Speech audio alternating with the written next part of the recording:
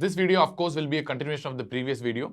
In the previous video, we have seen in detail about the clinical manifestations and the pathogenesis of Graves' disease. In this particular video, we'll be concentrating more on the workup and more importantly on the management aspects of Graves' disease. At the same time, I have given an algorithmic approach to management of Graves' disease, and I have broken down the pros and cons of different treatment strategies in Graves' disease and any other hyperthyroidism for that matters. And at the same time, I've given some rough ideas on how to manage a patient with a subclinical hyperthyroidism at the end of the video. So please follow closely because this is going to be a very, very important video for your exams as well. So without wasting much time, let us go and see how you are going to work up a patient with a Graves' disease. Obviously, whenever you suspect a patient with Graves' disease, you are going to do TFT as the first investigation, the thyroid function test. That's what I'm going to do as a first investigation. The TFT most commonly is going to show you a primary hyperthyroid picture. This primary hyperthyroid picture can be either a subclinical hyperthyroidism or probably even a overt hyperthyroidism. Or TFT may even show a euthyroid picture in a rare patient with Graves' disease, which are not going to discuss in detail because it's a rare presentation, but still you have to understand that TFT may be completely euthyroid depending on the presence of varying amounts of stimulating as well as blocking traps, which you have seen in the previous video itself. So what do you mean by a subclinical hyperthyroidism? If you have a normal levels of thyroid hormones, but you have a suppressed TSH, we call this as a subclinical hyperthyroidism. What do you mean by overt hyperthyroidism? You have a grossly elevated levels of thyroid hormones with a significantly suppressed TSH. So this is what we refer to as a overt hyperthyroidism. In Graves' disease, the overt hyperthyroidism is supposed to be the most common picture, happening in almost more than 80 to 90% of the cases. They present with overt hyperthyroidism. And one important feature of this hyperthyroidism is the fact that your T3 levels will be disproportionately higher compared to other disorders whenever you encounter hyperthyroidism, which I have described already in the previous videos. So if you take the ratio of T4 and the T3, in this patients, the ratio will be usually less than 20. In other thyrotoxic conditions where you don't have hyperthyroidism, this ratio will be more than 20, which again we have discussed in the previous videos. So these are some of the TFT findings that you're going to encounter. Second investigations, whenever you know you are having a primary hyperthyroidism, the next investigation that you're supposed to do is a radioactive iodine uptake using I-123, which has a half-life of 13 hours, which we know already. Alternative to radioactive iodine, you can use technetium-based tracers also, which has its own advantages and disadvantages, as we already discussed in the diagnostic section. So what will be the result of radioactive iodine uptake? Obviously, the radioactive iodine uptake will be increased. Usually at 4 hours, the radioactive iodine uptake will be more than 15%, and at 24 hours, the radioactive iodine will be more than 30%. So this is the diagnostic cutoff for increased radioactive iodine uptake.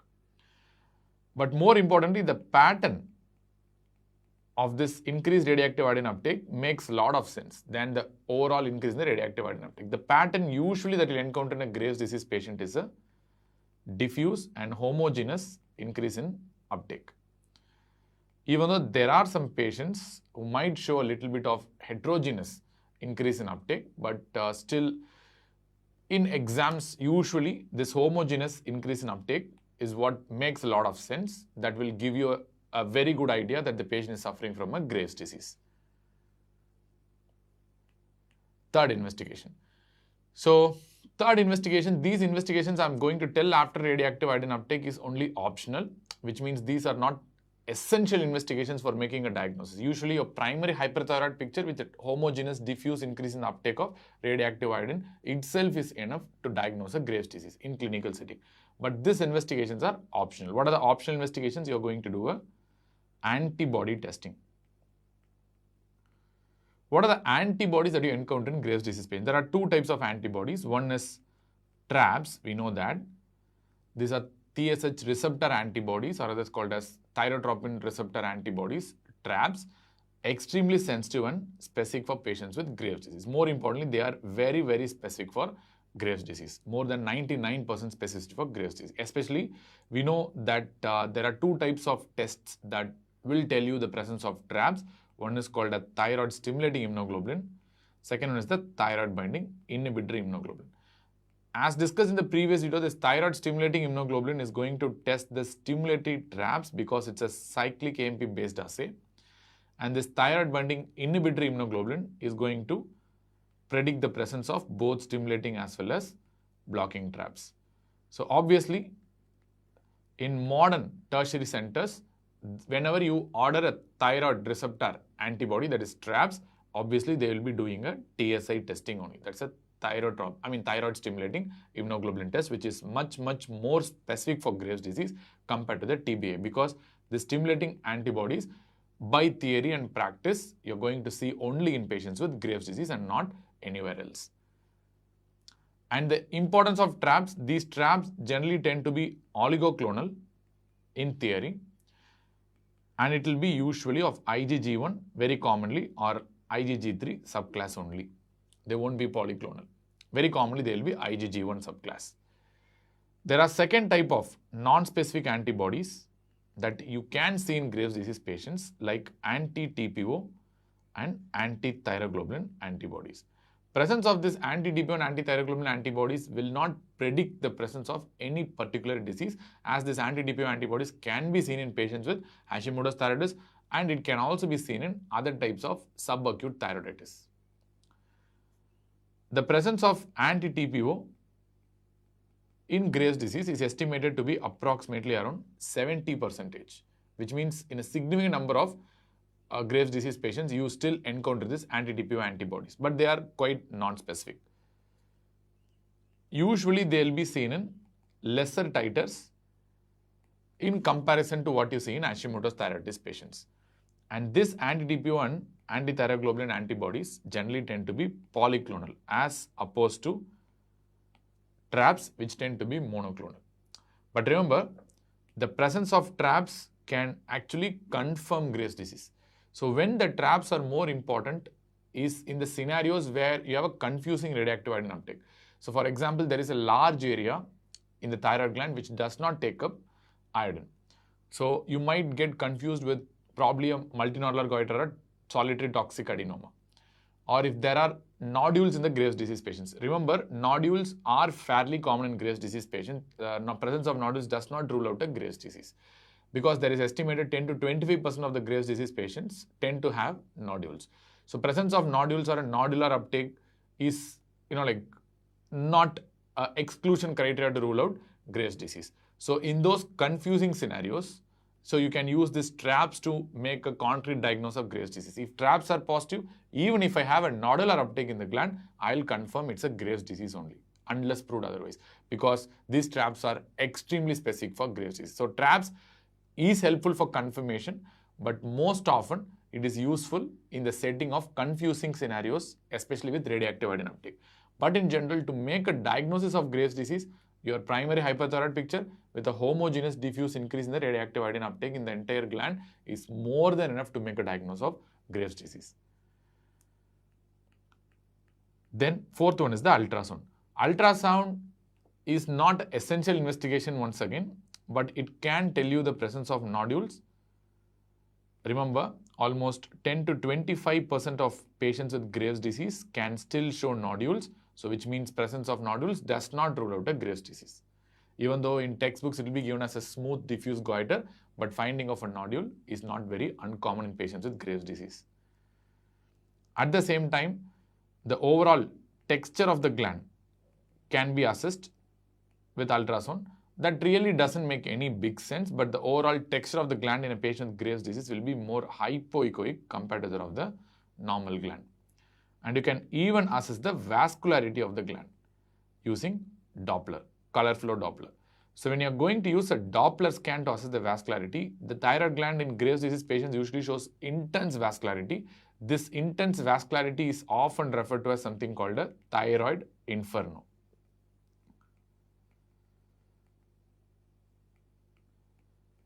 Let me show you the pictures. So on the left side, you have a normal gland. On the right side, you have a patient with Graves' disease. What you see on the right side is compared on the normal gland, it's more hypoechoic. You can see a lot of hypoechoic areas. These areas actually represent vascularity. That's why they are hypoechoic. And in the Doppler, you can see intense vascularity as opposed to the normal gland on the left side. You can see intense vascularity. And this pattern is what we refer to as a thyroid inferno. This is a very fairly common picture in patients with Graves' disease. Whether you need a biopsy and an FNAC in a patient with Graves' disease or not, answer is no. For routine diagnosis, you don't need a biopsy or an FNAC. But it can be indicated if you have a suspicious nodule. Remember, the incidence of cancer in a patient with Graves' disease approximately 2 to 7% in their lifetime, which is the same as that of any other case of a nodular goiter. It is not increased compared to the other case of nodular goiter, which means in any patient with the nodule, the incidence of malignancy is 2 to 7%. The same applies to Graves' disease as well. Suppose if you have a suspicious nodule, as per your criteria, for example, if it fits into the FNAC criteria, like we have discussed already what are the criteria for FNAC. Any nodule more than 2 cm or 1 to 2 cm with suspicious ultrasound features or less than 1 cm with a positive family history and high-risk clinical features can be taken for an FNAC. So indication for FNAC in a patient with Graves' disease remains the same as that for a solitary thyroid nodule. It is to rule out malignancy but not to confirm the Graves' disease, because to diagnose and confirm Graves' disease we have whole lot of other investigations and we are not going to do FNAC for the same. Now let us see some of the important differential diagnoses for Graves' disease in clinical practice. The first DD that examiners would like to ask you is between the Graves' disease and thyroiditis, because many subacute thyroiditis like subacute painful thyroiditis like decurrence thyroiditis and subacute lymphocytic thyroiditis like postpartum thyroiditis and painless sporadic thyroiditis can present with thyrotoxic picture, which has to be differentiated with Graves' disease.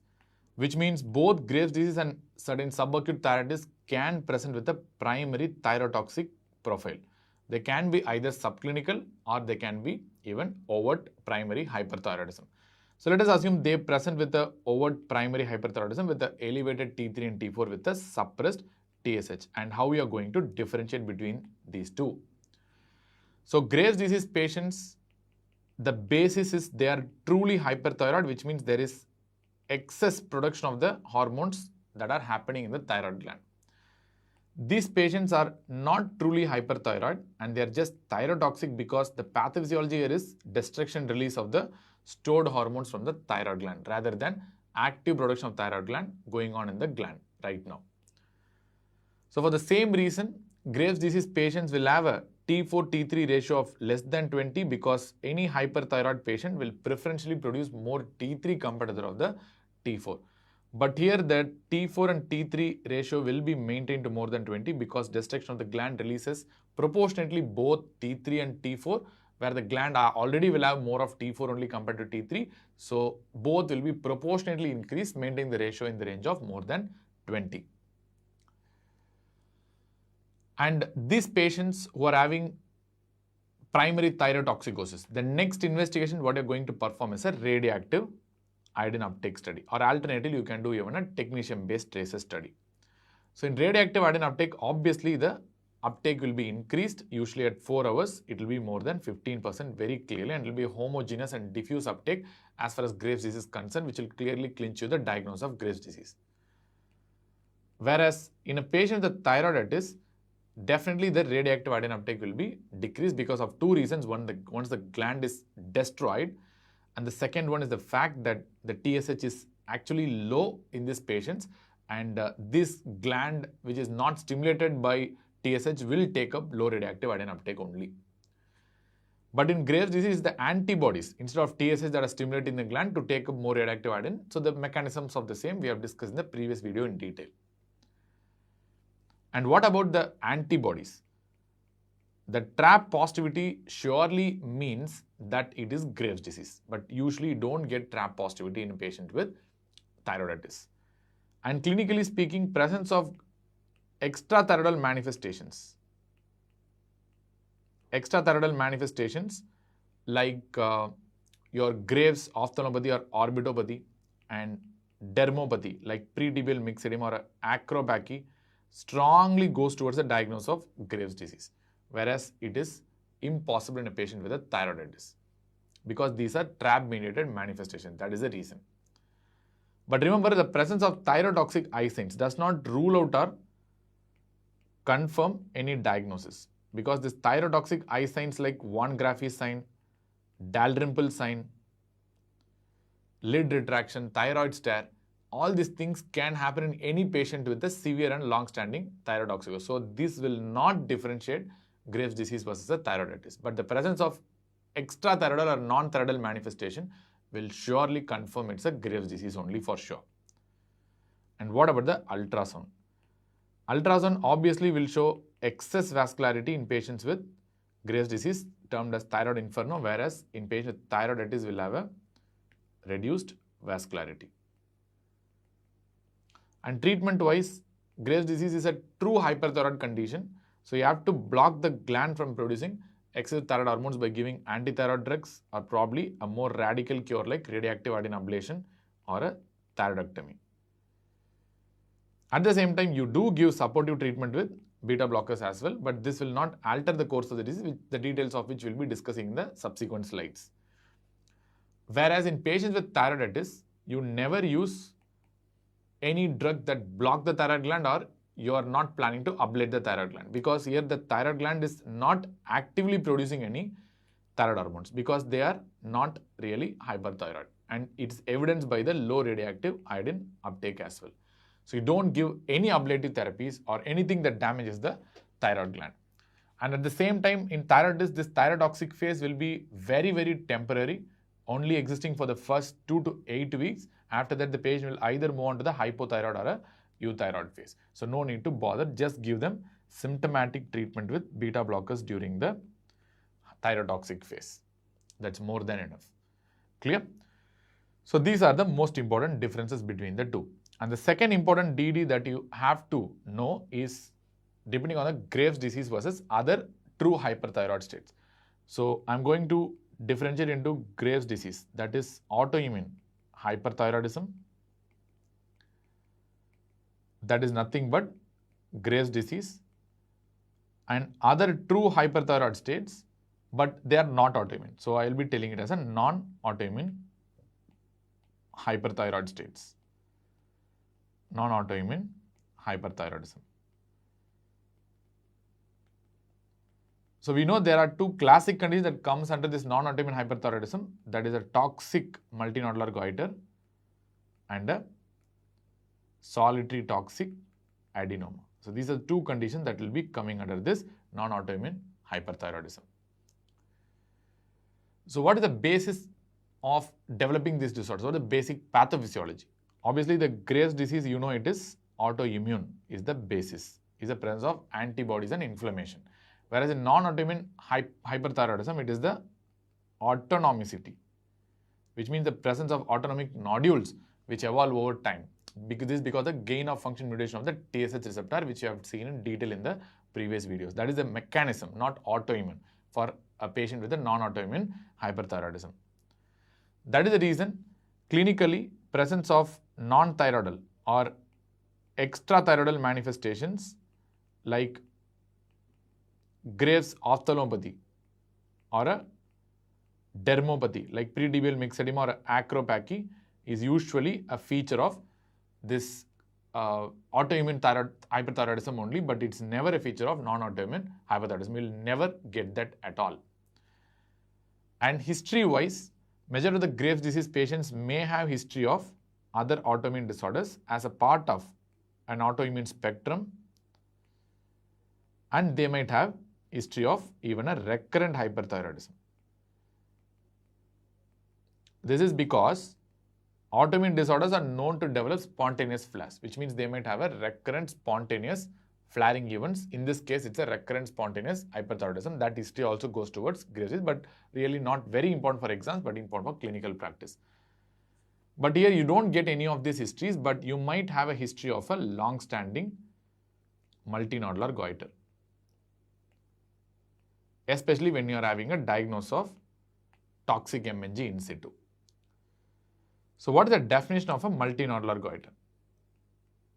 Definition of multinodular goiter means there are at least 2 nodules in the thyroid gland of at least 1 centimeter in size. At least 2 nodules, only at least 1 centimeter in size will tell you the diagnosis of multinodular goiter. If they are hyperthyroid and they are hyperfunctioning, they will be called as a toxic multinodular goiter, otherwise called as a Blummer's disease. That's it. What about the radioactive iodine uptake? Remember, both these patients can come with primary thyrotoxic profile or a primary hyperthyroid profile. And both these patients may have a subclinical as well as overt hyperthyroidism, which means both may have a normal thyroid hormone with a suppressed TSH or a more common picture of a elevated thyroid hormones with a suppressed TSH called as a primary hyperthyroid picture or a overt hyperthyroid picture. And both these conditions may have a T4 and T3 ratio of less than 20. This will not differentiate because both these conditions are a true hyperthyroid state. Their preference is more towards T3 secretion. But you know, whenever you have a primary thyrotoxic picture or primary hyperthyroid picture, the next step you will be doing is radioactive iodine uptake study or a technetium-based tracer study. In a radioactive iodine uptake study, obviously in both these conditions, you might encounter a increased radioactive iodine uptake. But in Graves' disease, the pattern of uptake will clinch you the diagnosis where you will have a homogeneous or a diffuse increase in uptake. Whereas in patients with non-autoimmune hyperthyroidism, it will be a patchy or a heterogeneous increase in uptake, which means the nodules that are hyper-functioning will take up the tracer more avidly compared to the other areas, which means what you will see really in a patient with this non-autoimmune hyperthyroidism is the fact that many of the areas which are hyper-functioning will be taking up the tracer very avidly and they will look hot in the scans, but other areas will be non-functioning, which means you will be seeing a mixture of non-functioning areas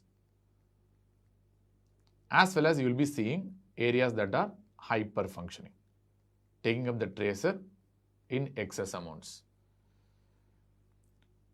We know why you get this non-functioning areas. That is because these background areas are normal gland which actually respect this low TSH. Since the normal gland that is not having any autonomicity respects this low TSH, they will be non-functioning. And this hyper-functioning areas indicate areas of autonomicity where the TSH receptor has gone for gain of function mutation. Clear? So this is very easy to pick up in the scans. Whereas in Graves' disease patients, the entire gland will take up the tracer uniformly, even though there are some patients who might show little heterogeneous uptake, but in general they will show a diffuse and homogeneous uptake and entire gland will light up on the radioactive iodine uptake scans. And we do the antibodies.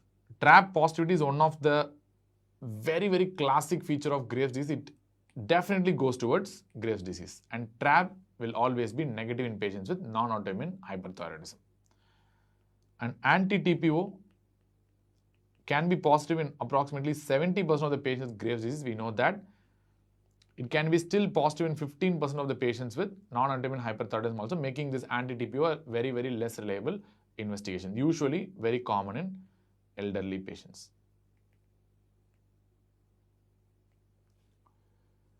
Ultrasound wise, you might see a goiter with a very much high vascularity, often termed as a thyroid inferno.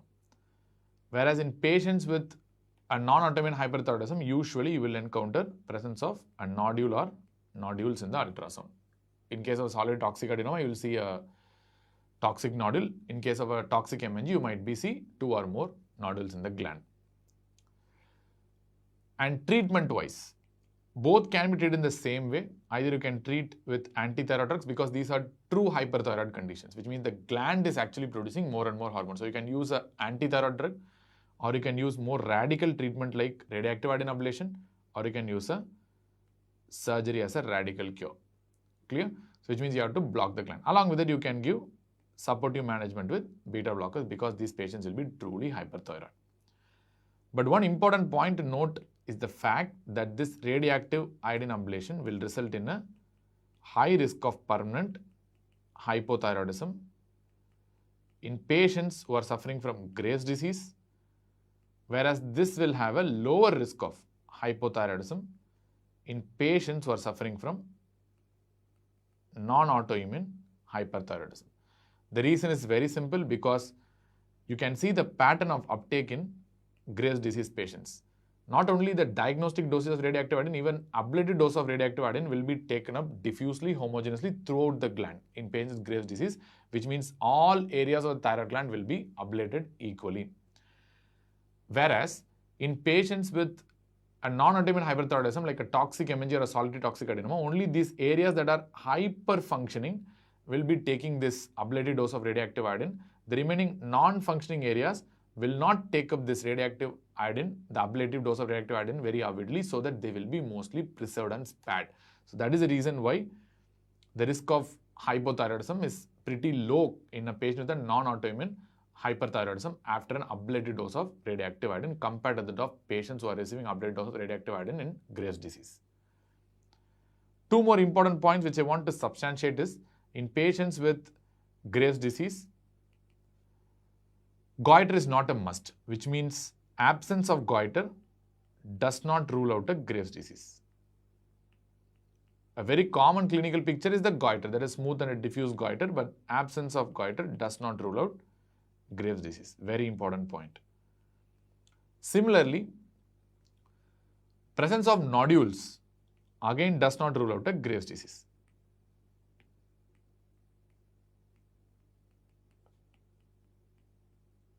Because I told you an estimated 10 to 25, which means 1 in 4 patients almost may have nodules in Graves' disease. So presence of nodules does not rule out a Graves' disease. At the same time, absence of goiter in a patient with suspected Graves does not rule out a Graves' disease. So these are the two other important points that you have to know. So now we have finished the differential diagnosis for Graves' disease patients. Now let us move on to the workup and management of Graves' disease. Management of Graves' disease will be based on either you're planning to treat a thyroidal manifestation or planning to treat a extrathyroidal manifestation like a Graves' ophthalmopathy or a dermopathy or even a acropathy. Why I'm considering two different manifestations and two different branches of treatment is because even though they have a shared common pathophysiology in the form of autoimmunity and TRAPS, the treatment of one thing may not influence the course of the other thing. What do you mean by that? For example, you have a hyperthyroidism in patients with Graves' disease and you have made the patient euthyroid or even a hypothyroid by doing some treatment. Still, there are a sizable amount of patients, even after achieving this euthyroid state, will continue to progress with Graves' ophthalmopathy and they can have a worsening of Graves' ophthalmopathy. So why is that so? Because I told you the most important antigen in Graves' disease is TSH receptor. And removal of the thyroid gland by either radioactive iodine ablation or surgical removal of the gland might reduce the amount of TSH receptors, which is the major antigen in the patients with Graves' disease, which will surely reduce the burden of TRAPS in the body. But we don't make the TRAPS to zero. Still, there will be some TRAPS that will be persisting. Even they can be below the detection cutoff, but still it will not become zero.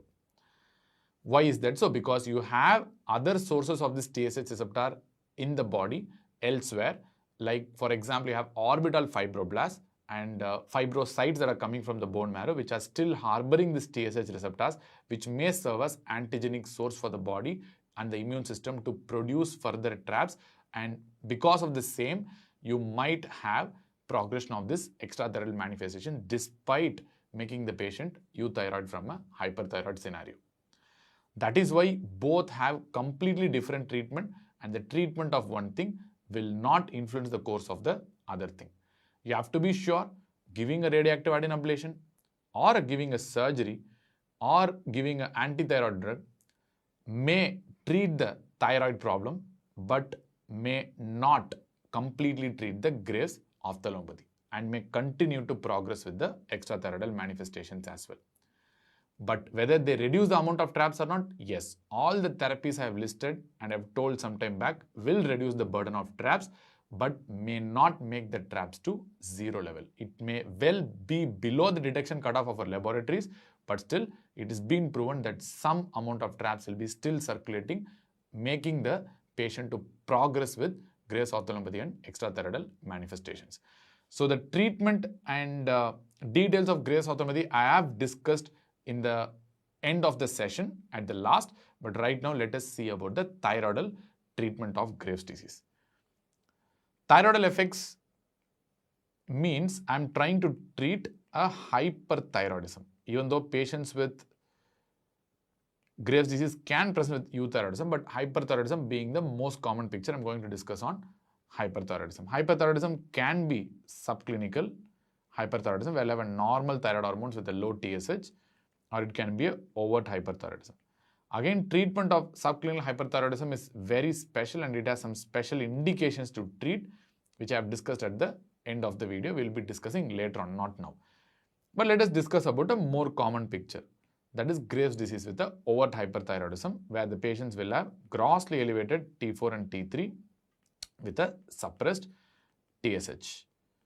This is overt hyperthyroidism, and this is the most common picture happening in more than 80 to 90% of the patients with Graves' disease. And you can split in two different state of patients, one being a pregnant lady and another group of patients who are non-pregnant. Why? Because pregnant patients have a different guideline. What will be the treatment option for pregnant women? The treatment of choice will be the anti-thyroid drugs in pregnant women.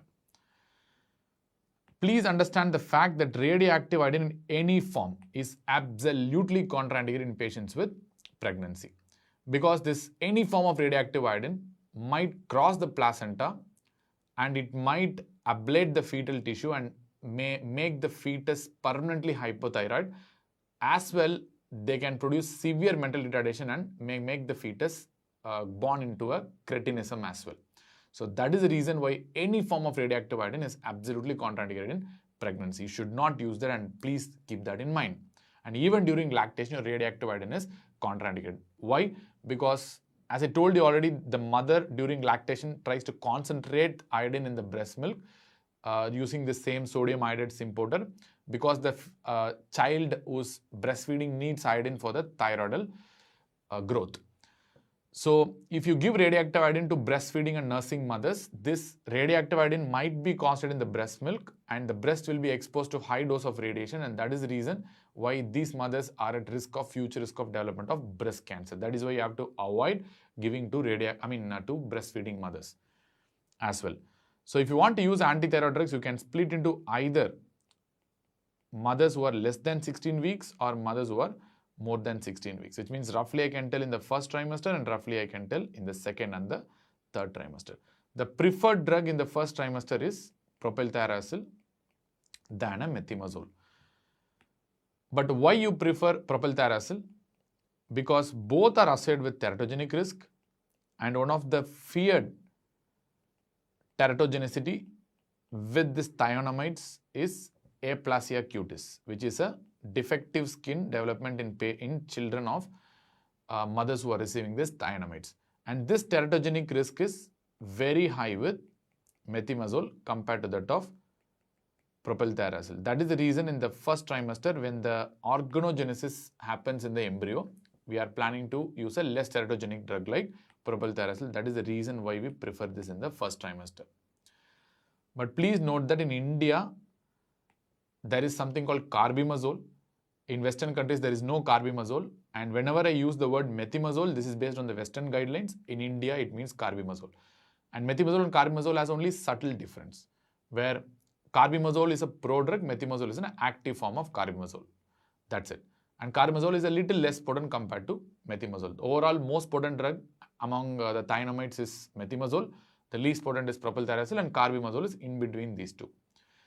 How to equate carbimazole with methimazole? For every 3 milligram of methimazole, you have to give 5 milligram of carbimazole. This is the equation ratio. Or you can equate by other way also, like for every given dose of methimazole, you have to give 40% extra dose of carbimazole, because carbimazole is a prodrug and it has to be converted to methimazole inside the body through various metabolic mechanisms. So that is why from now on, if I use the word methimazole, it also means carbimazole. Either of the drug you can use with some dosage adjustments, that's all, but both are essentially the same. And after 16 weeks, your choice becomes methimazole than a propylthiazole. The reason because this propylthiazole, if you use for a long run, it is associated with increased risk of hepatotoxicity. Increased risk of hepatotoxicity. Both methimazole and propylthiazole can produce hepatotoxicity, but propylthiazole has a more risk. That's why we wanted to avoid this. Propylthiazole in general will produce LFT similar to that of hepatocellular necrosis, and this methimazole and carbimazole will produce liver toxicity, and the LFT pattern will be similar to that of a cholestatic LFT. So anyway, both will have hepatotoxicity, but propylthiazole has a more risk. That's why we don't want to give propylthiazole for a longer run to avoid the risk of hepatotoxicity to the mother. But please do remember, there are some sizable amount of mothers who wanted to use propylthiazole throughout the pregnancy. So in those patients, it's okay to continue with propylthiazole because these mothers will be very scared of methimazole-induced teratogenic effect on the child, and they don't want the child to be exposed to even to the slightest chance of teratogenic potential. That is the reason, even at the expense of their own hepatotoxicity, they will be willing to continue with propylthiazole throughout the pregnancy. It's okay if the mother opts for it, you can continue throughout the pregnancy, but as far as exams are concerned, in second and third trimester, methimazole becomes the choice. What about during the lactational period? During the lactational period, once again, your methimazole is the choice. There is no rationale for giving propylthiazole for such a longer duration in nursing mothers as well. So, nutshell in exams, first trimester, less than 16 weeks, propylthiazole, second, third trimester and lactation, methimazole becomes a choice. Suppose if the patient develops intolerance to these drugs, because one of the common side effects of these drugs is rash and urticaria. If the patient develops intolerable rash and urticaria, or the patient goes for some serious side effects like agranulocytosis or hepatotoxicity, or the patient has a little bit non-durable response or a poor response to these drugs, the next choice will be obviously surgery. You cannot use a radioactive iodine ablation at all. As with other pregnant patients, and with any other surgery in pregnant patients, surgeries are best done in the second trimester. Thyroidectomy is best done in the second trimester. A special mention about children with Graves' disease. How will you manage them? A child with Graves' disease, once again, the treatment of choice becomes anti-thyroid drugs. Once again, your radioactive iodine ablation is contraindicated in children less than 5 years of age. In any children, it's better to avoid as such, not just based on the age cutoff. The reason is because in adults, radioactive iodine ablation is proven to be very safe and there is no increased risk of future malignancy for sure. But in children, the studies are lacking and we don't know the data exactly. Whether they will cause or not cause, we don't know. That's the reason why we avoid in children in the first place. So come to the non-pregnant group. This non-pregnant group is the commonest group that you're going to encounter. These are adult patients, not a child, not a pregnant one. So how you're going to go about this? There are a lot of guidelines for this, but I'm going to tell the most common guideline that we all practitioners follow in treating the Graves' disease. So initially, you will be starting with the anti-thyroid drugs, and the choice is obviously methimazole. There is no doubt about that. In India, you can use a carbimazole, no problem. So why we use anti-thyroid drugs? Because you need to achieve your goal. The most important goal of using this anti-thyroid drug is the achieving euthyroid state. This might take around 3 to 6 months to achieve, but still that is the major goal for giving this anti-thyroid drugs in the first place as an initial agent of choice. But please do understand the fact that these anti-thyroid drugs also can reduce the symptoms dramatically, especially when the patient is heavily symptomatic. You can straight away start the anti-thyroid drugs, no problem at all. They will reduce the symptoms very fast because they will reduce the T3 and T4 very fast. That's the reason. At the same time, you can use some adjunctive therapies like beta blockers. These are supportive treatment, and once again, this is to reduce the symptoms in the patient like tachycardia, sweating, tremors, palpitations. All these things can be effectively ameliorated by beta blockers.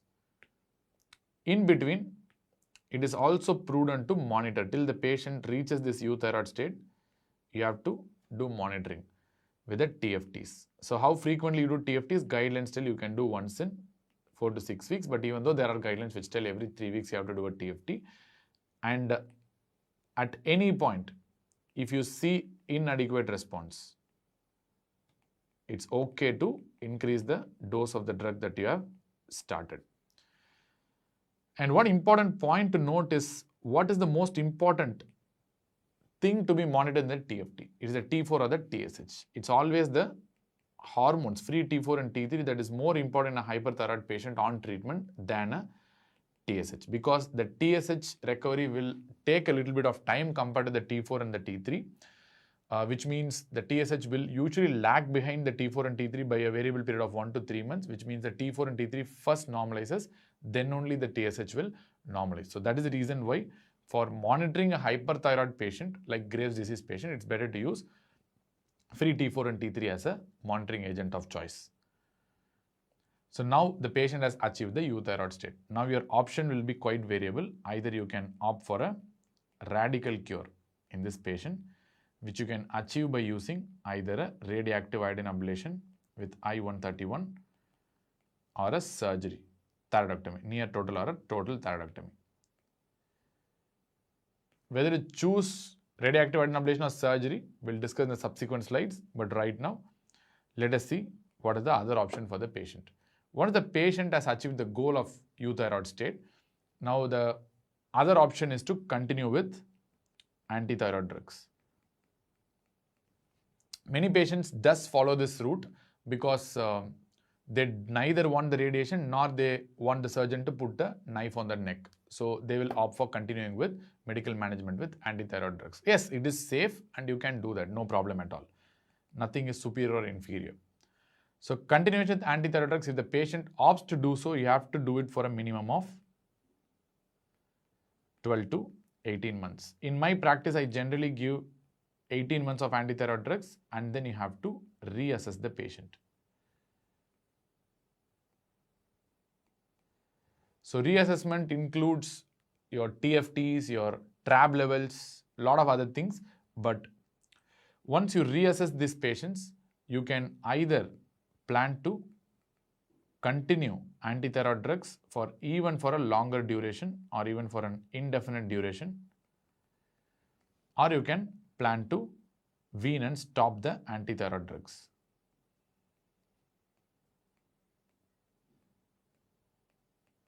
Based on your reassessment values. So once you have planned to wean and stop the antithyroid drugs, once you have stopped the antithyroid drugs, there are two problems that you might encounter. One, the patient may go for remission, which is a good thing. What do you mean by remission?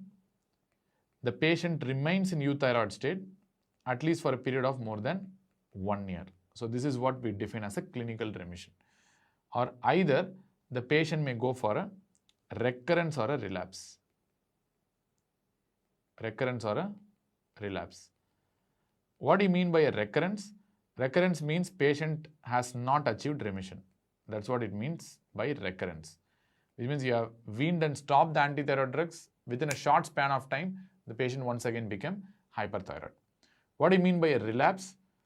A true relapse means patient became hyperthyroid after remission. Which means patient became hyperthyroid after being euthyroid for a period of 1 year. So that is what is the definition of a relapse and a recurrence. So if you encounter either relapse or a recurrence, it's better to opt for a radical cure. That's what the guidelines say, even though some patients will still opt for continuing with or restarting with antithyroid drugs, but it's better to opt for a radical cure according to most of the guidelines. So this reassessment strategy is also very important to understand. So what are the points that you have to note during the reassessment? First point that you are going to assess is the hormonal remission. What do you mean by hormonal remission? Hormonal remission means your free T3, T4 levels and the TSH levels are completely normal, which means the patient is completely in the euthyroid state. That is what you mean by hormonal remission.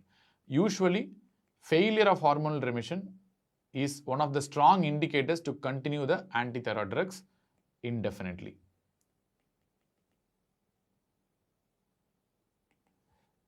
Second, you can assess the immunological remission as well. Even though the patient has hormonal remission, you can assess the immunological remission.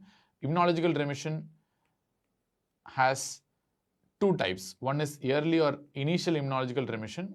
Second one is persistent immunological remission.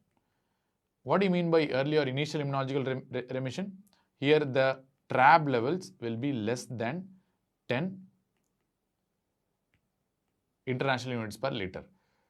So persistent immunological remission means here the TRAbs will completely become negative and undetectable according to our assays. So this is what we refer to as persistent immunological remission. Early immunological remission is assessed at 6 months of time, and persistent immunological remission is assessed at 12 months of time. Clear? So suppose if you have failure of this immunological remission, either an initial immunological remission or a persistent immunological remission, it is once again an indication, or it's an indicator that the patient is at high risk of remission and relapse if you stop the antithyroid drugs. So it's better to continue with antithyroid drugs for a longer duration in this patient. That is the idea. So you have to know the definitions of this remission as well. So one of the important factors that determine the continuation of the antithyroid drugs for a long run is the failure of immunological remission. If the TRAbs are still at levels more than 10 at 6 months, or the TRAbs are still detectable at 12 months, it's better to continue antithyroid drugs for a longer run, because these patients are at high risk of recurrence and they will not go for remission usually. Clear? So this is how you're going to manage a patient with Graves' disease overall. So we are going to discuss each and every treatment option from now on. So we are going to assess what are the role of beta blockers, what are the role of antithyroid drugs, what are the role of radioactive iodine ablation, what are the role of surgery, that is radical cure options. Remember, there are some treatments which alter the course of disease,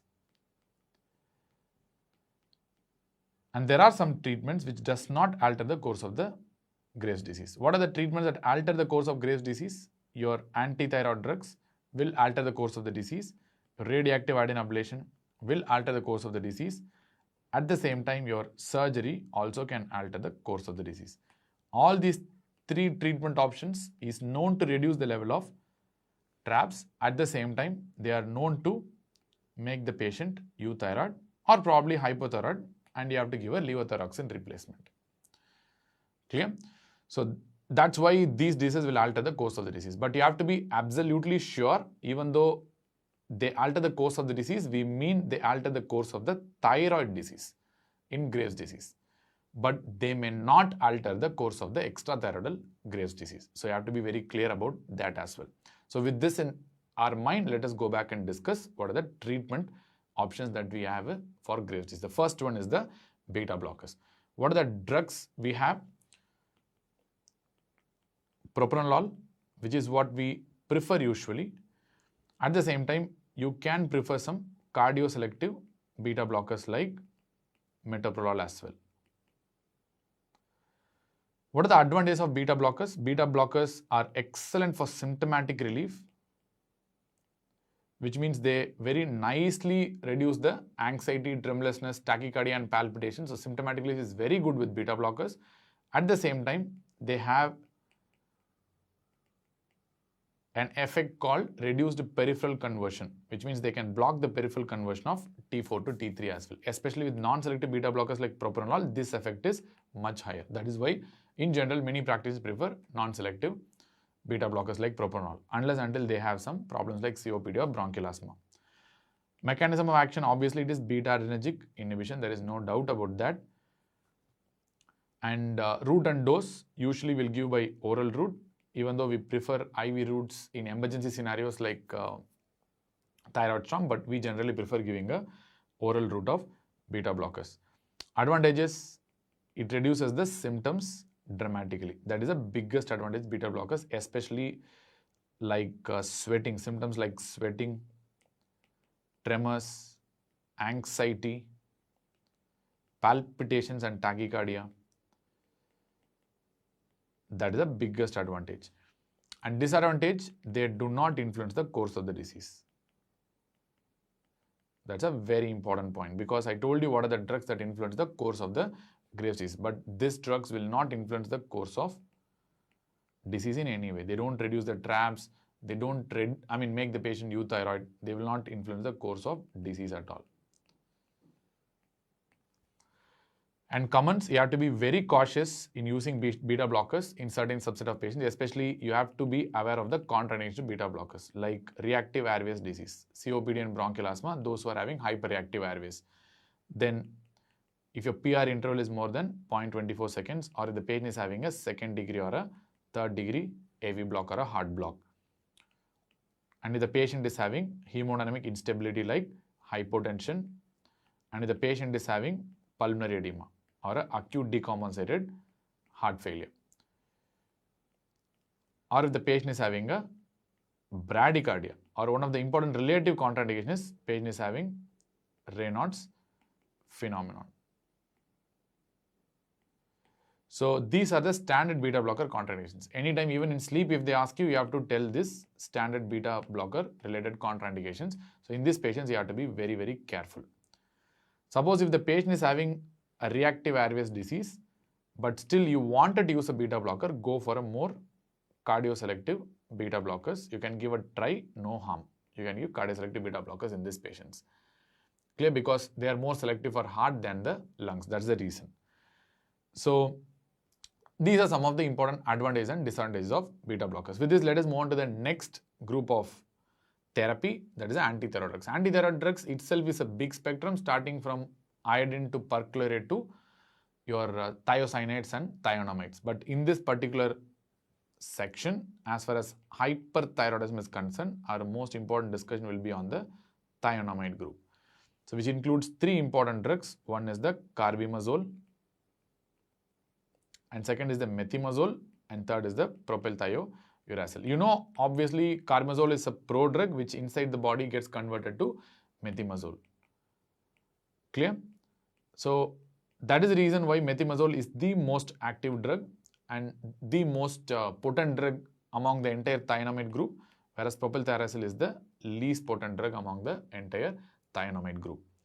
So in India, usually carbimazole is widely available, especially in Asian countries, and in Western countries like United States and United Kingdom, methimazole is the one that is widely available. So you have to know the conversion factor, that's all. Carbimazole just needs extra 40% of dose that is equivalent to the methimazole, or just 3 mg of methimazole is equivalent to 5 mg of carbimazole. You can use this conversion factor as well when you are deciding to give a dosage of carbimazole in India. Mode of action of these drugs, they are going to inhibit the thyroid peroxidase enzyme. By virtue of inhibiting the thyroid peroxidase, they are going to block the production of the thyroid hormones. This is the major action of antithyroid drugs, thionamides. Route, preferably oral route, that's what we prefer, even though IV propylthiouracil can be preferred in patients suffering from thyroid storm, as I've told you in the previous chapters, but oral is the preferred route as far as thionamides is concerned. So what are the dosages that you can do? There are three regimes are there, which I'll tell you separately. So you have a high fixed dose regime. Number one, you have a high fixed dose regime where you'll be just using a high dose of methimazole, like a methimazole dose of 10 to 30 milligram per day, or a propylthiouracil dose of 200 to 600 milligram per day. So this group of patients are at high risk of development of subsequent hypothyroidism. Increased hypothyroidism risk is there. That is the reason why second therapy become very famous, that is block and replace strategy. Block and replace strategy. This is by far is the most popular regime among the physicians. Why? Because it's so easy and it avoids the headache. Here you give a high dose of methimazole or propylthiouracil, and why you are doing this is to completely block the gland. You are trying to completely block the gland and prevent the hormonal secretion from the thyroid gland. So obviously the patient will become hypothyroid in this setting over a period of time. So to avoid the hypothyroid symptoms, you are going to give replacement doses of levothyroxine based on the body weight. That is 1.6 microgram per kilogram per day. That's it. So easy. Third regime is adjusted dosing. So in this regime, you are going to adjust the dose of this thionamides based on your TFTs. This is very, very cumbersome regime because this needs very regular TFT monitoring. Block and replace is very easy. You need less regular TFT monitoring, but this regime is more cumbersome because frequently you have to adjust the dose and the TFTs may go beyond, or it might be within control, or it might go for hyper or hypothyroid state. So it's little confusing. So that is the reason why majority of the clinicians will prefer this block and replace strategy, which is much more easier. What are the advantages? Advantages means it's a OP therapy. Majority of the drugs can be given as outpatient basis, and it has a low risk of development of permanent hypothyroidism, which means once you stop the drugs, patient will either become hyperthyroid if they don't go for remission, or they will be in the euthyroid state. So there is a low risk of permanent hypothyroidism. And you do not have any radiation risk. At the same time, patient will not have any surgical complications due to surgery. The overall remission rate of antithyroid drugs is approximately 40 to 50%, which is poor, but still a good one. Once you stop the antithyroid drugs after 12 to 18 months, the overall remission rate is approximately 40 to 50%. But one important point that you have to know, I told you this is one drug that's going to alter the course of Graves' disease, at least from the thyroid perspective, which means they can reduce the level of TRAPS. Many people will have this confusion how antithyroid drugs can reduce the amount of TRAPS. Even this is not clearly established, but it's been thought that in patients with Graves' disease, stimulation of the TSH receptor of the thyroid epithelial cell by these antibodies will induce the thyroid cells to stimulate thyroid hormones. Not only the thyroid hormones, it will induce the thyroid epithelial cell to secrete a variety of inflammatory mediators and cytokines, which can augment the inflammatory process and produce more and more TRAPS. So giving an antithyroid drug not only suppresses the secretion of thyroid hormones, they might suppress the secretion of this inflammatory molecules and cytokines as well, which will actually downregulate the immune system, and it might reduce the development of further TRAPS. That's how probably it reduces the TRAPS, but still it is elusive. At the same time, as I told you, the remission rates with this antithyroid drugs is approximately 40 to 50% overall. Overall remission rate is 40 to 50% after stopping this antithyroid drugs, which is not so good, not so bad as well. What are the disadvantages? That becomes the disadvantage, the last point which I told you, reduced remission rates and high recurrence rates. Almost 50 to 60% will go for recurrence.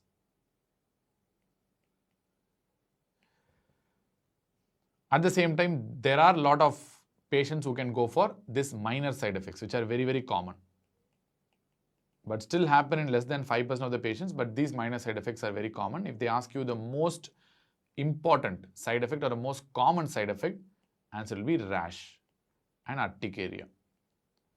These patients may even go for arthralgia, fever, nausea, and taste and smell abnormalities. But in exams, if they ask you the most common complication, it is rash happening in 3 to 5% of the patients. This is the most common side effect of antithyroid drugs, especially the thionamides. What are the contraindications, or what are the serious side effects? That's what I'm talking about.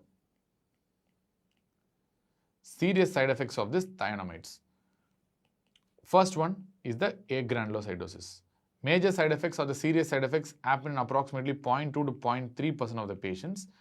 And the two most important serious side effects are agranulocytosis, which happens usually in less than 2% of the patients, less than 0.2% of the patients. Second one is the heterotoxicity, which happens in less than 0.1% of the patients. These are very rare but very serious side effects. This heterotoxicity can be in the form of hepatocellular necrosis, or it can be in the form of cholestasis. Hepatocellular necrosis type of LFT picture is seen in patients with propylthiouracil, and cholestatic LFTs are seen in patients who are using methimazole and probably a carbimazole, because both are the same according to our understanding. And third serious complication is development of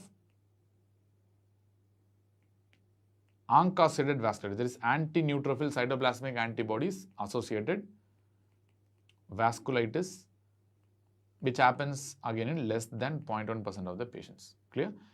The serious side effects, if at all, if it happens, it will happen within a period of 3 months of therapy. So that's again a very crucial point, because once you cross the third month of therapy, it's very unlikely to have a serious side effect from there on.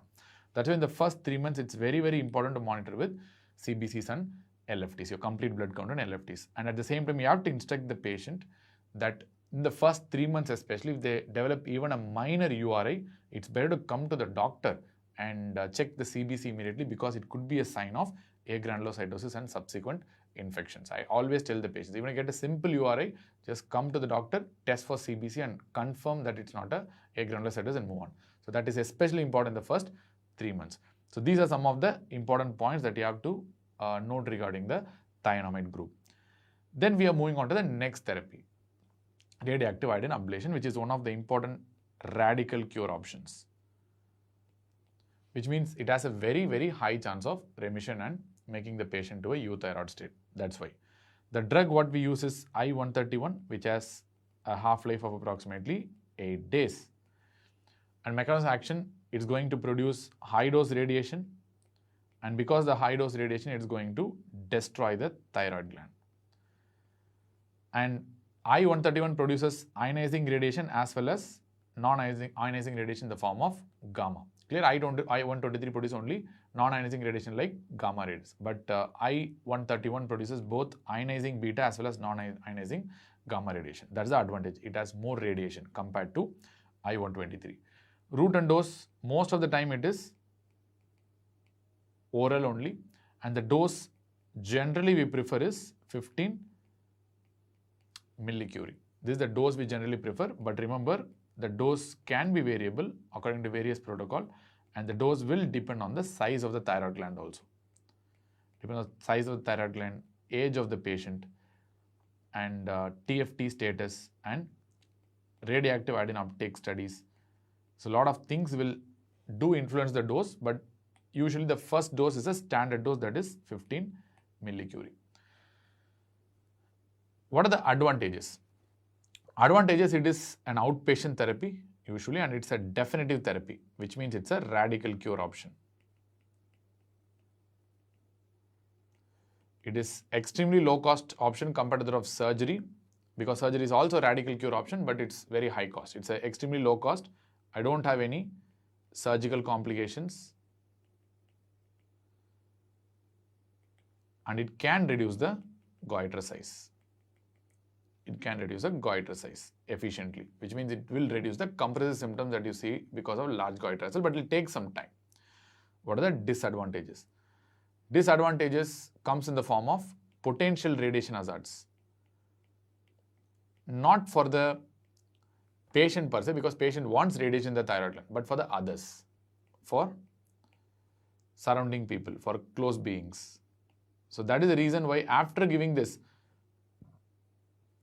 radioactive iodine ablation dose, you have to advise the patient and as well as the close relationships to stay away from each other, at least for a variable period of 3 to 11 days, depending on the dosage of radioactive iodine that are going to use. Other potential disadvantages is the fact that there is an increased risk of permanent hypothyroidism.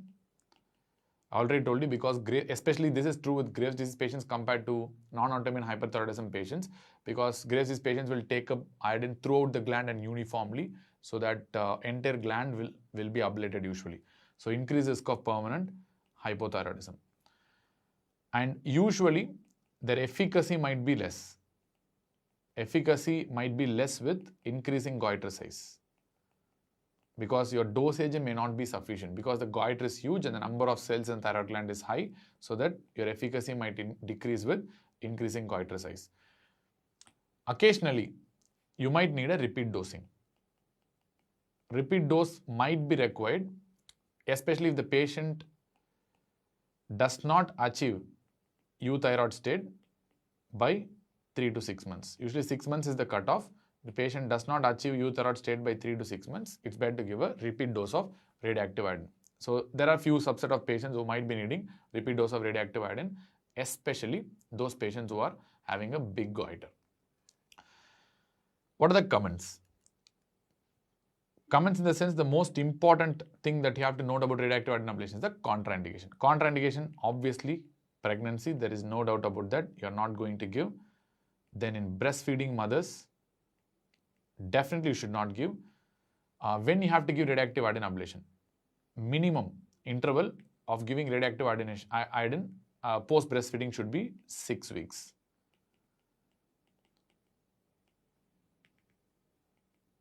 6 weeks post stopping or post cessation of breastfeeding, you can give radioactive iodine. Yes, but till that time, you should avoid giving radioactive iodine to these mothers because of the risk which I already told you, because this increases the risk of breast cancer to the mother. That's why. In children, especially who are less than 5 years, we generally tend to avoid radioactive iodine. And patients who are having moderate to severe ophthalmopathy. This is a fairly important contraindication, because radioactive iodine is known to flare up ophthalmopathy. This is one of the important disadvantages also, which I failed to mention. It can flare up the ophthalmopathy, which means patient who are not having Graves' ophthalmopathy, giving radioactive iodine ablation may bring about a underlying Graves' ophthalmopathy which is subclinical and may become a clinical ophthalmopathy. Or a patient who is having a moderate to severe Graves' ophthalmopathy may even develop a sight-threatening vision loss or a sight-threatening Graves' ophthalmopathy. So the reason is because many theories are postulated, but the main reason is radioactive iodine ablation will destroy the thyroid gland. So once they destroy the thyroid gland, this destroyed thyroid cells will release TSH receptors into the circulation. There will be a transient rise in the TSH receptors in the circulation. You know, in Graves' disease, the most important antigen is the TSH receptor. So increase in this TSH receptor transiently will obviously increase the production of this TRAPS as well. So because the transient increase in the TRAPS, that will obviously worsen the ophthalmopathy. So over time it will reduce because the gland is destroyed, thyroid gland is destroyed, and there will be no more TSH receptor that will be released into circulation over a period of time.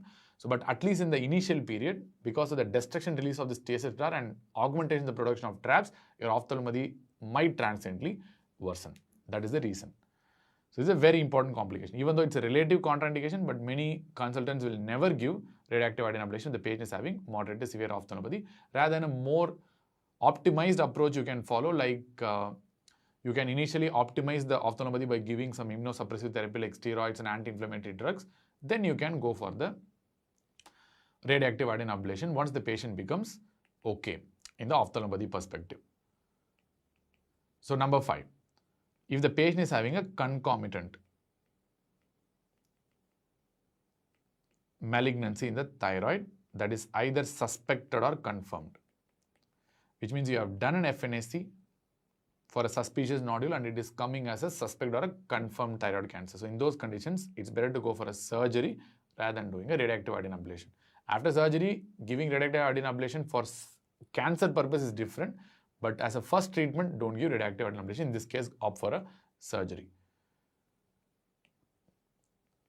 And obviously, radioactive iodine ablation should be contraindicated in patients who are not willing for this radiation dose, because there will be some patients who don't want to take up radiation at all. And finally,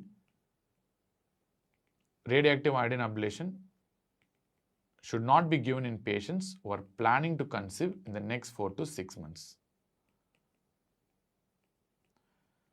Which means this is one of the very important legal point as well, where radioactive iodine ablation therapy, before giving that, you have to get it in writing that the patient will not conceive for the next 6 months. That's a very important point. If the patient is planning to conceive in the next 4 to 6 months, it's better to avoid radioactive iodine ablation in this group of patients. So these are the different points that you have to note about the radioactive iodine ablation as a radical cure option. Next, we'll move on to the surgery as a treatment option. What are the indications for surgery? The quintessential indication, the number one indication for surgery and this absolute indication for surgery is presence of concomitant cancer that is either suspected or confirmed, which your FNAC report is showing that it's a suspicious for malignancy or a confirmed malignancy in the thyroid. Do not give radioactive iodine ablation. Instead, always opt for a surgery. There are some other indications which are only for theoretical reasons. For example, for cosmetic reasons, where the patient doesn't want such a big gland, or the patient is having a large bulky gland or a large goiter, by definition if it is more than 80 grams. Or if the patient is having compressive symptoms or a pressure symptoms like stridor or dysphagia, and if the patient wants rapid relief from the compressive symptoms. Understand the fact that radioactive iodine ablation also may reduce the size of the goiter and reduce the compressive symptoms in the long run. But if the patient wants immediate relief of compressive symptoms, surgery is the option. That becomes the fifth indication if the patient wants immediate cure. Once again, your surgery will be a preferred option. But understand the fact that this is going to be the most important indication for surgery overall, as far as current practice is concerned. But apart from this one particular indication, remaining indications are only relative indications. But the best therapy according to many studies and many trials and many guidelines is radioactive iodine ablation for Graves' disease. The goal is achieving permanent hypothyroidism. That's it. How will you do a pre-op preparation? Because you have a high risk of thyroid storm if you don't do this pre-op preparation properly. So you have to make the patient euthyroid first. So for that, initially you have to give antithyroid drugs. How much duration of antithyroid drugs is minimum indicated? That is approximately around 2 to 4 weeks. This is called pre-treatment with antithyroid drugs. You give for a minimum period of 2 to 4 weeks. Once your thyroid function is okay, that is T3 and T4 becomes normal, then you can do the late preoperative preparation like giving Lugol-Cidin. Usually we give 10 drops TDS for 10 days. There are a lot of advantages of giving Lugol-Cidin 10 days prior to surgery. You start and give till the preoperative day, because Lugol-Cidin will make the gland more firm and they will reduce the vascularity of the gland as well. How they do that? Because Lugol-Cidin will increase the colloid. By increasing the colloid, they are going to make the gland firm. At the same time, this expanding colloid will compress on the vessels and they will make the gland less vascular. That is the idea. So after this, you can take the patient for surgery. And there are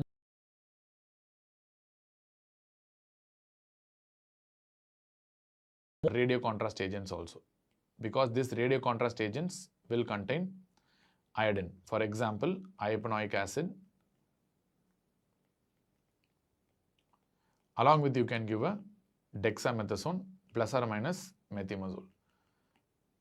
So this regimen can be used for even a much more rapid preparation than what is the traditional regimen. But still these are under scrutiny right now, but it's better to always go for the traditional regimen and be safe and try to avoid the thyroid storm, because it has a high mortality even with treatment, which we have already discussed.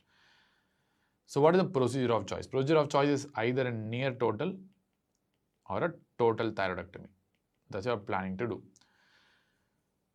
There are two school of thoughts are there, but one point that is unequivocally proven is the fact that more the amount of thyroid tissue that you leave in situ, there is a more risk of recurrence and relapse, which means you have to remove as much as thyroid as possible. That is the reason why many guidelines recommend doing a total thyroidectomy, even though this is not completely acceptable by many guidelines. But majority of the surgeons do accept that total thyroidectomy is the norm in Graves' disease. But even you can do a near total thyroidectomy, because this is quite controversial point. Near total means you just leave a small amount of tissue in one side of the tracheoesophageal groove. By definition, in certain textbooks it's 1 gram, in certain textbooks it's 4 gram, but some amount of tissue will leave behind in the one side of the tracheoesophageal groove. That is near total thyroidectomy. What are the advantages of doing a surgery? You will achieve a rapid euthyroid state which, I mean, in fact, you achieve a hypothyroid state, which you can manage by giving replacement dose of levothyroxine, but still you achieve a rapid euthyroidism. And there is very much reduced recurrence rate and relapse rates.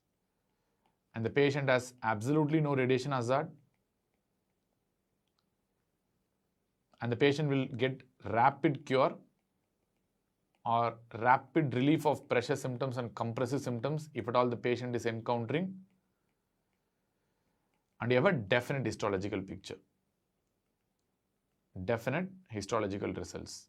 Which means even if there is a slight small malignancy hidden inside the thyroid, it will be taken out in the histology easily. So you are reducing the future risk of thyroid cancer as well. So these are the potential advantages of doing a thyroid surgery. Yes, thyroid surgery with thyroidectomy will surely alter the course of thyroid disease.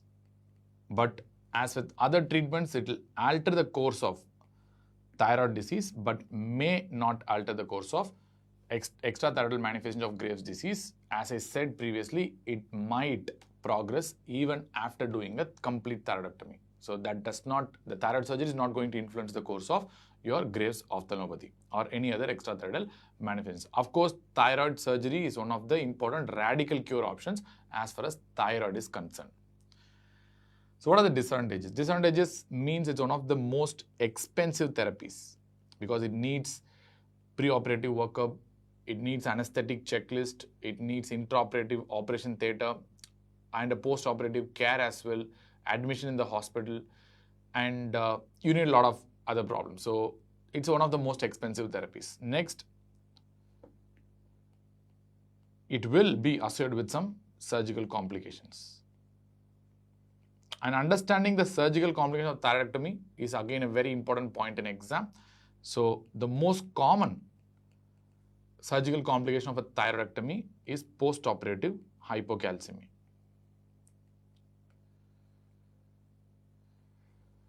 This post-operative hypocalcemia is defined as serum calcium of less than 8.5 milligrams per deciliter. That is a corrected serum calcium. You are going to correct the serum calcium with albumin levels.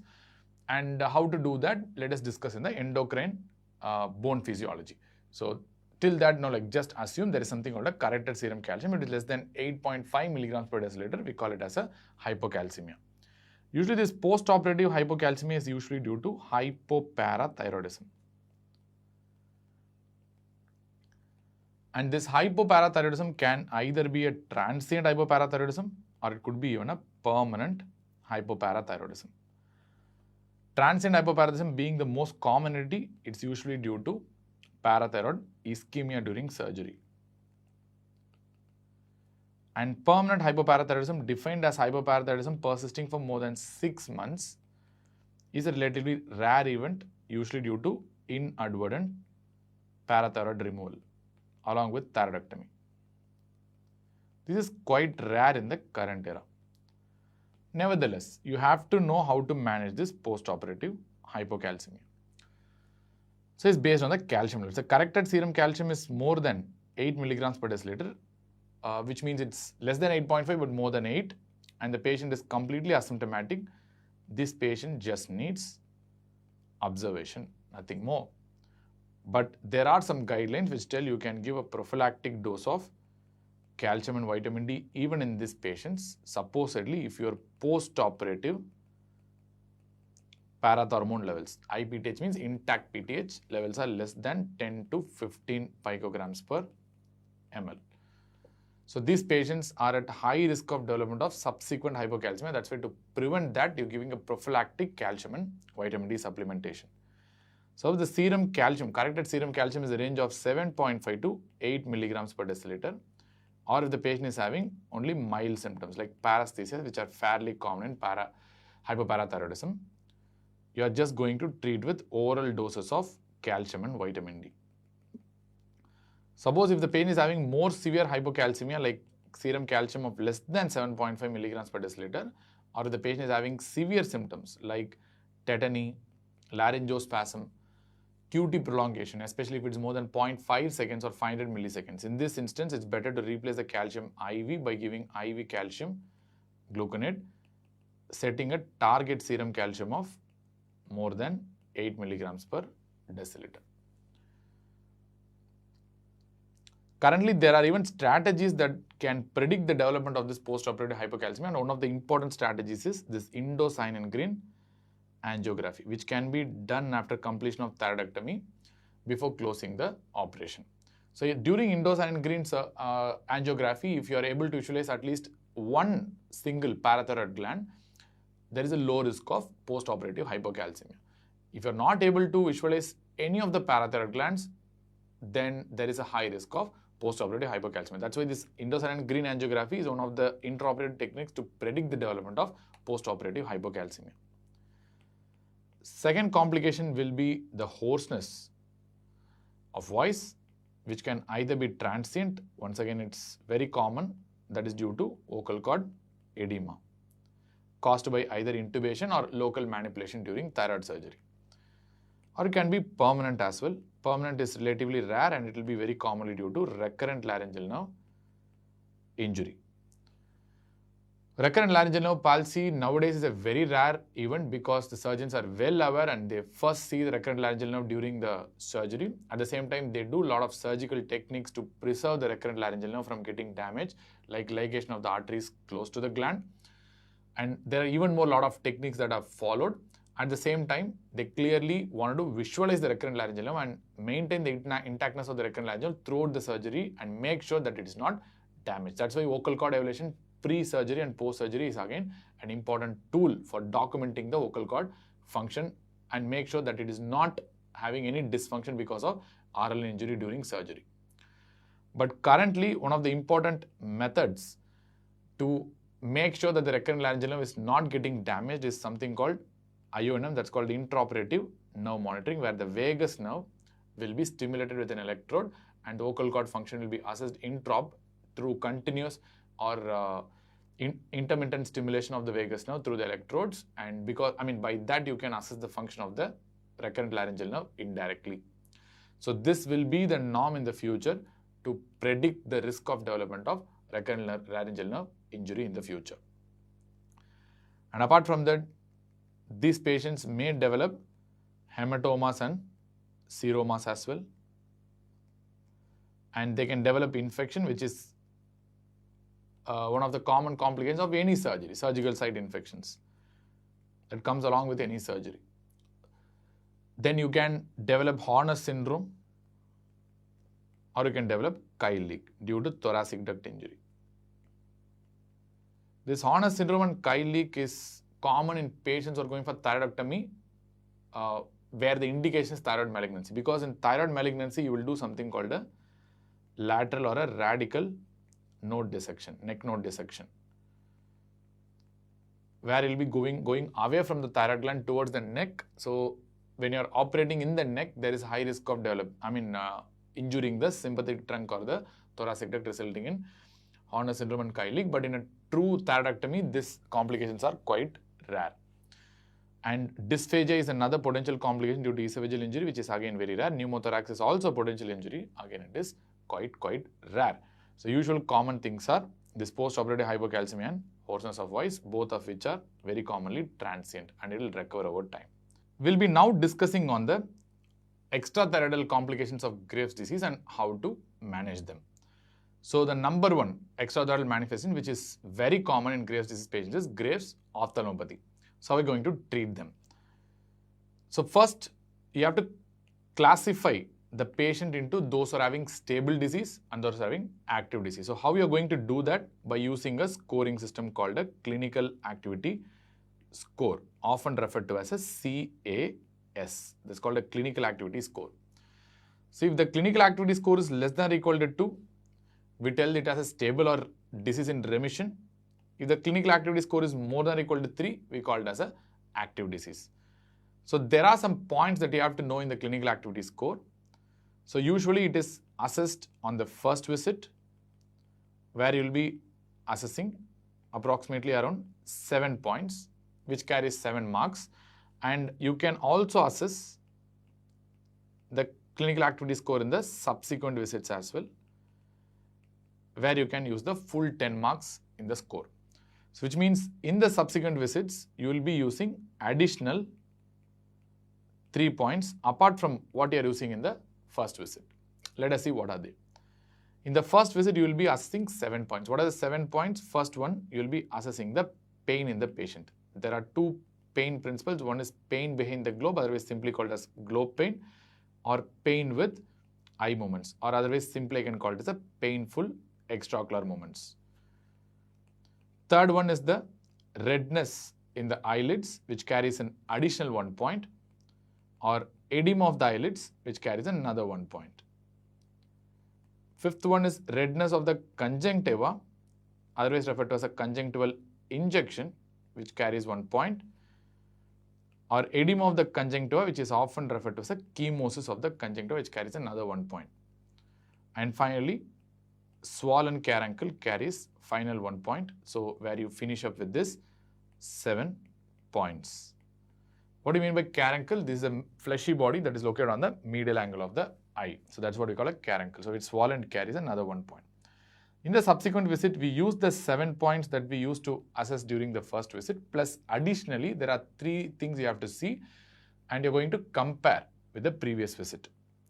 Like for example, if there is increase in the proptosis or exophthalmos by at least 2 millimeter compared to the previous visit, it carries another 1 point, or decrease in the eye movements by at least 5 degree compared to the previous visit in any direction, or decline in the visual acuity by at least 1 line in the Snellen's chart when you're comparing the previous visit. So these are 3 things that you're going to assess additionally, additional to the 7 points you did in the previous visit, in the first visit, right?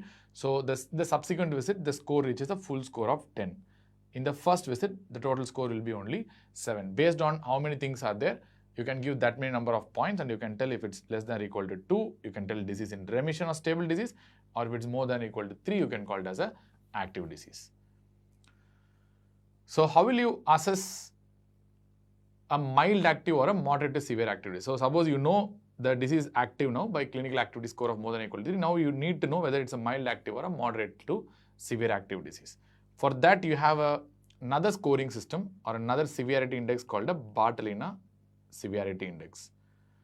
Bartolina Severity Index has 5 points in that, which will assess the proptosis or exophthalmos, which will assess the eyelid retraction, which will also assess the soft tissue involvement, extraocular muscle involvement in the form of diplopia, and it will also be assessing the corneal involvement. So you can write whether it's a mild activity or moderate to severe activity of the disease. So if the proptosis is less than 3 millimeter, we call it as a mild active disease. More than or equal to 3 millimeter, we call it as a moderate to severe activity. Eyelid retraction less than 2 millimeter, mild activity. More than or equal to 2 millimeter, moderate to severe activity. Soft tissue involvement, no, or only mild soft tissue involvement, we call it as a mild disease activity. If it's severe soft tissue involvement, we call it as a moderate to severe disease activity.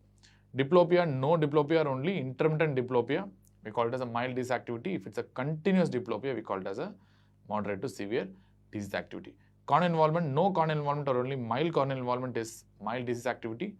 Moderate to severe corneal involvement is moderate to severe disease activity. Based on this, you can give the disease to whether it is a mild active disease or a moderate to severe active disease. And the question comes how to find out exophthalmos. Exophthalmos is generally measured by 3 exophthalmometers. This is called a Lued exophthalmometer, which is the simplest form of exophthalmometer. It's like a scale where the markings will be there. You just keep on the side and you are going to measure the exophthalmos. This is a famous Hertel's exophthalmometer, and this is the Naugles exophthalmometer. Hertel and Naugles exophthalmometer are more accurate and precise in their measurements of exophthalmos, and this is one example where a patient is using a Hertel's exophthalmometer to accurately and precisely measure the amount of proptosis. So now you know how to classify the disease into activity. So remember, stable versus active disease based on clinical activity score, and in the active disease to do with this mild or moderate to severe activity of the disease based on the Bartolina index. But there is an old classification which I forgot to tell, that is the no specs classification, or otherwise referred to as abridged classification, which is no longer used in the principle of Gray's ophthalmopathy. This is otherwise referred to as no specs classification, and it has no clinical relevance right now. No specs is an algorithm, or no specs is an acronym for N stands for no symptoms and no signs in this patient. O stands for only signs like eyelid retraction and thyroid stare will be there, but patient will not have any symptoms. S stands for soft tissue involvement. P stands for proptosis. E stands for extraocular muscle involvement, for example, a diplopia or a restricted myopathy, or restrictive eye movements. C stands for corneal involvement, and S stands for sight loss, which indicates usually a optic nerve involvement in this setting. Clear? So this classification, to be honest, is not of any clinical relevance right now. This is only for theoretical importance. Apart from that, there is no clinical relevance of this classification in the first place. Now we have classified into stable disease versus active disease. How to treat a stable disease and how we are going to treat a active disease.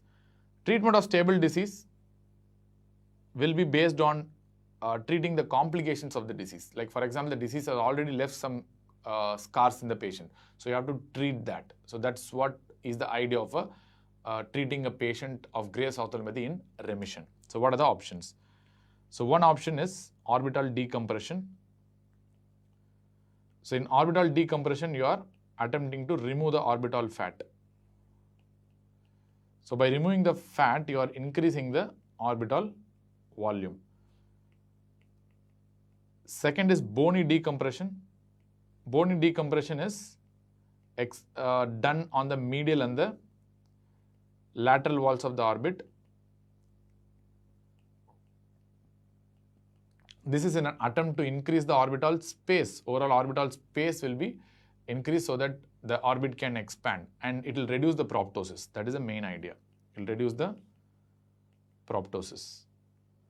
And both these surgeries carry a risk of postoperative pain and diplopia. Especially this bony decompression has additional risk of causing sinus hemorrhage and CSF leaks. Even though these complications are less with a skilled surgeon, but still these are potential complications that you have to remember. And they can go for strabismus repair, or even they can go for a eyelid repair if the eyelid retraction is very severe. And all these are cosmetic reasons. That's why we do that. So these are the options that you have for treating a patient with stable disease. Apart from that, there is no need for any other treatment in these patients. A patient who is having an active disease, how are you going to treat? Mild disease just needs a supportive care, nothing more. Moderate to severe disease, you have to be more aggressive in your approach. You need steroid therapy if the patient is having moderate to severe disease. This is the overall outline. But what are the things that will come under supportive treatment? This is only for your practical relevance, not theoretical or your exam relevance. Just I'll list out the points. You will be using some topical solutions like artificial teardrops and topical glucocorticoid solutions. And you can ask the patient to do head end elevation during sleep. Head end elevation while sleeping. And you can ask the patient to avoid the eye cosmetics as much as possible, even though this is not having any proven effect, but still it reduces the irritation on the eyes so that their ophthalmopathy might have a lesser severity. And selenium use has been proposed as a treatment, but this is not approved by FDA, nor it is having any clear-cut trial backup to substantiate the data, but still many ophthalmologists commonly use selenium for this purpose. But it also has to be known that all patients with Gray's ophthalmopathy should stop smoking. That's very important, because smoking is a very important factor that worsens and progresses the Gray's ophthalmopathy. You have to stop smoking. So the patient is having moderate to severe disease, you are going to treat with steroids, no doubt about that. So in this itself, you have to differentiate into a site-threatening ophthalmopathy or a non-site-threatening ophthalmopathy. If it's a site-threatening ophthalmopathy, immediately you have to go for IV glucocorticoids. Usually prefer IV methylprednisolone in this setting. Commonly, we give a dose of 500 milligram per week for approximately 6 weeks. This is the dose we follow. At the same time, patients may need an emergency orbital decompression.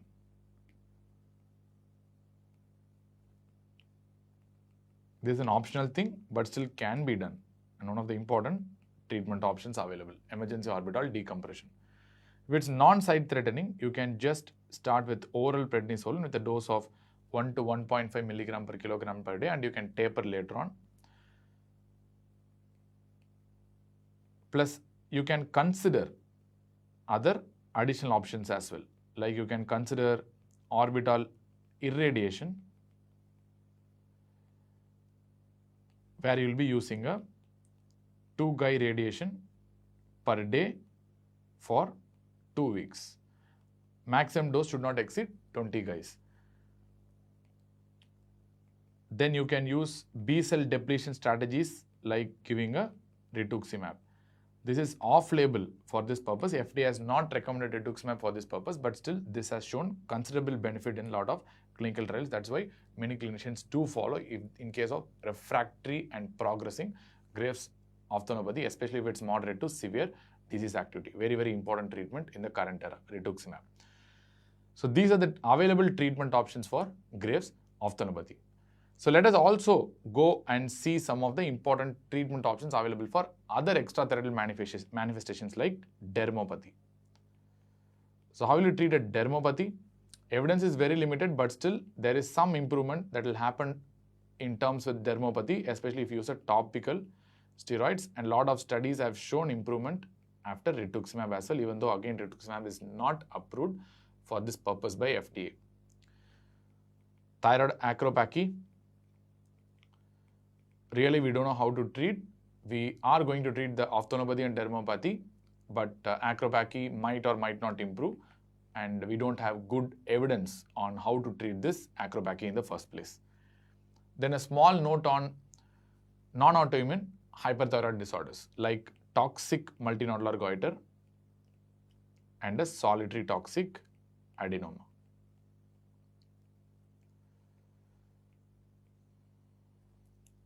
So this toxic multinodular goiter and a solitary toxic adenoma has almost the same treatment options that you have for Graves' disease, because these are also, hyperthyroid disorders, true hyperthyroid states, but they are just not autoimmune. That's it. So you have antithyroid drugs as an option versus radical cure as an option. Radical cure, again, you can use a radioactive adenoablation or you can opt for a surgery. But guidelines clearly mention that it's always better to opt for a radical cure as far as non-autoimmune hyperthyroid conditions are concerned.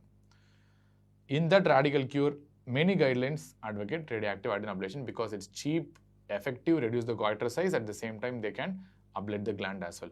And remember, added benefit is the fact that in non-autoimmune hyperthyroid state, radioactive adenoablation is associated with lesser risk of permanent hypothyroidism. We know that by the mechanism which I've explained already in the beginning of the video. Clear? So surgery again has a standard indication, but antithyroid drugs can be used only transiently in the initial phase to make the patient euthyroid, but always it's better to opt for a radical cure in these patients in the form of radioactive adenoablation. If you want to do surgery, for example, it's a toxic multinodular goiter, isn't it? If some of the nodules show suspicious features of malignancy by FNAC, then you can opt for surgery itself. And again, if the patient opts for surgery or for cosmetic reasons, a very large goiter, again you can opt for surgery, no problem. But all the guidelines tell radioactive adenoablation is the best treatment and the things which has to be considered based on the cost, efficacy as well as its long-term benefits. So let us discuss on the final topic on subclinical hyperthyroidism. So what do you mean by subclinical hyperthyroidism? You have a normal level of thyroid hormones but a suppressed levels of TSH. This is subclinical hyperthyroidism. So this suppressed levels of TSH can be again categorized into either a severe suppression that is less than 0.1 or a less severe suppression that is 0.1 to 0.4 or 0.1 to whatever the lower limit of TSH that your laboratory gives in your hospital. So is subclinical hyperthyroidism a problem? Maybe yes, we don't know, but some trials are telling that it increases the cardiovascular risk, especially in patients who are susceptible to this, like old age patients, patients who are already a known case of CAD. By producing tachycardia, even at a subclinical level, this excess thyroid hormones may produce tachycardia, increase workload on the myocardium and increase myocardial oxygen consumption, and they can heighten the risk of MI and death. And obviously, it increases the risk of osteoporosis. Even at a subclinical level, this excessive thyroid hormones can produce bone loss and accelerate the osteoporosis. This is especially true in old age patients and patients who are postmenopausal. And the third one is controversial. Whether it causes dementia in the long run at the subclinical level or not, we don't know. But chronic hyperthyroidism has been clearly proven to produce dementia in the long run if you don't treat them. So this is the problem. That's why we wanted to address. And these problems are especially high in patients who are old age. This population are specifically affected. Patients who are old age or patients who are already a known patient with coronary artery disease or patients who are postmenopausal. These patients are particularly prone for some or all of these complications. What are the causes of subclinical hyperthyroidism? So I'm not going to tell separate causes of subclinical hyperthyroidism. Whatever causes that we have generally learned for hyperthyroidism may cause either overt or even a subclinical hyperthyroidism. For example, your thyroid toxicosis with hyperthyroidism, that is your Graves, toxic MNG or a solid toxic adenoma may present with subclinical hyperthyroidism, or even features conditions where you have a thyroid toxicosis but without hyperthyroidism like thyroiditis may also present with a subclinical hyperthyroidism, which means I'm not going to tell a separate cause of subclinical hyperthyroidism in the first place. So whether you will treat or not a subclinical hyperthyroidism, that's a matter of debate, and you have a separate guidelines for that based on the trial evidences. So what is going to influence your treatment? So there are some things that influence your treatment. One is the age, especially if the age is more than 65, you have to strongly consider treating this patient. Second, the TSH values, especially severe suppressions like less than 0.1 values should be considered for treating. At the same time, presence of comorbid status like coronary artery disease, presence of already osteoporosis, postmenopausal women. All these things again will influence the need for treatment. Let us see an algorithmic approach for treatment of subclinical hyperthyroidism. So whenever you are encountering a patient with a subclinical hyperthyroidism,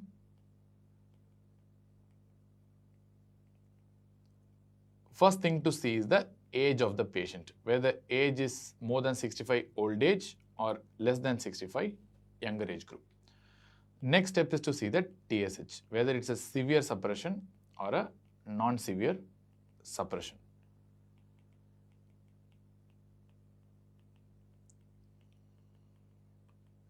If age is more than 65 and if the severe suppression of the TSH is seen in these patients, then which means it's a definite indication to treat these patients. It's one of the strongest indication by various guidelines in the world. You have to treat them. So what options you have? It's the same options like what you have done for a overt hyperthyroidism. For example, you have anti-thyroid drugs versus a radical cure in patients who are having a true hyperthyroid picture, like which means the thyroid is the main reason for producing the hormones. So radical cure means radioactive iodine ablation or surgery. All these three things are option for treating a patient with Graves' disease, right? But usually the preference is towards radical cure if you're dealing with a non-autoimmune hyperthyroid state like toxic MNG or a solitary toxic adenoma, which means what I'm trying to tell is the treatment options is going to be the same for subclinical as well as overt hyperthyroidism. If it's a thyroid toxicosis, you're just going to observe the patient and give beta blockers if possible. If the patient is having a TSH of 0.1 to 0.4, non-severe TSH suppression, in these patients you can consider treating, but remember, if there is any comorbidities, you definitely treat these patients as well. For example, a patient is a known CAD, or a patient is having already osteoporosis, established osteoporosis, better to treat these patients. Other than that, just consider treating if the age is more than 65 and TSH of 0.1 to 0.4. If the patient's age is less than 65 and TSH is severely suppressed, like less than 0.1, you can consider treating these patients.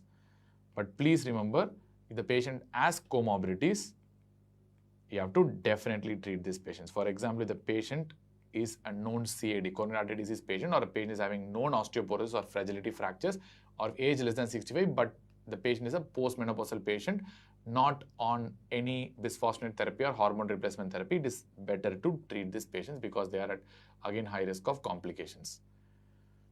The TSH is in the range of 0.1 to 0.4 in a younger patient, it's better to just observe them.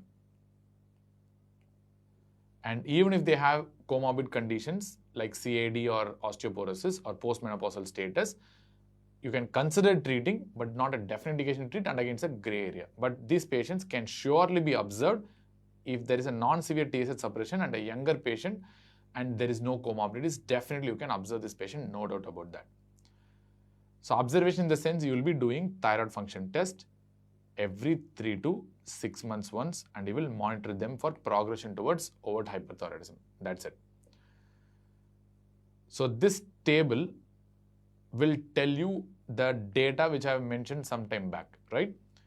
So the two things that are very important in predicting the treatment of subclinical hyperthyroidism is the age, that is 65 cutoff, and the TSH, that is 0.1 cutoff. So if the age is more than 65 and the TSH is having severe suppression of less than 0.1, it's a definite indication to treat. If the age is more than 65 but the TSH is in the range of 0.1 to 0.4 and non-severe suppression, you can probably consider treating. If there are comorbidities, then you can definitely treat them. But otherwise, it's only probably treat or consider treating.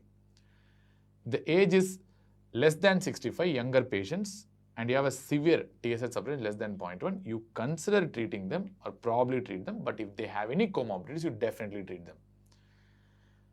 If the age is less than 65, but you have a non-severe TSH suppression in the range of 0.1 to 0.4, you just observe the patient unless and until they have comorbidities. If they have comorbidities, you can consider treating, but not a definite indication though. But if there are no comorbidities, age less than 65, TSH of 0.1 to 0.4, you can surely observe. This is again having a strong evidence.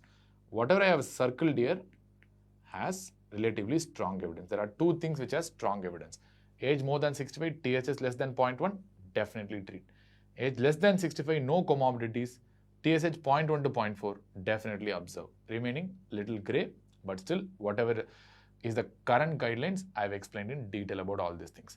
So this is how you're going to manage a case with the subclinical hyperthyroidism. With this, I'm going to close down the management of Graves' disease and other hyperthyroidism.